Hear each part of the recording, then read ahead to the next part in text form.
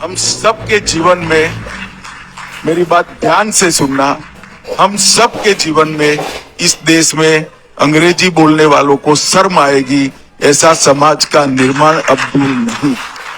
मैं ये पूछता हूँ, शर्म क्यों आएगी इंग्लिश बोलने में? इंग्लिश वर्ल्ड की कनेक्टिंग लैंग्वेज है और बहुत जल्द इंडिया की भी कनेक्टिंग लैंग्वेज हो जानी चाहिए। ये जो महाराष्ट्र में जो दंगे हो रहे हैं, किसी को भी थप्पड़ मार दे रहे हैं ये लोग, जो कर्नाटका में हो रहा था, जो तमिलनाडु में हो रहा था, वो क्यों हो रहा है? क्योंकि यहाँ पे हिंदी जबरदस्ती इनके ऊपर थोपी जा रही है। क्यों? क्योंकि न्यू एजुकेशन पॉलिसी में भी वही चीजें हैं जो 1968 में थी, जो 1986 में थी, वो है 3 लैंग्वेज पॉलिसी कि हर स्टेट में 3 लैंग्वेज पढ़ाई जाए, एक रीजनल लैंग्वेज, एक इंग्लिश और तीसरा हिंदी कर दो। क्यों हिंदी कर दें?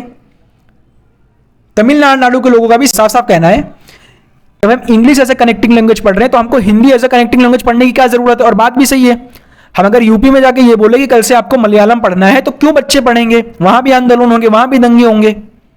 इसका सिर्फ एक सॉल्यूशन है कि ये जो न्यू एजुकेशन पॉलिसी में आपने जो 3 लैंग्वेज पॉलिसी रखी है ना, इसको हटा के 2 लैंग्वेज पॉलिसी में ले आओ।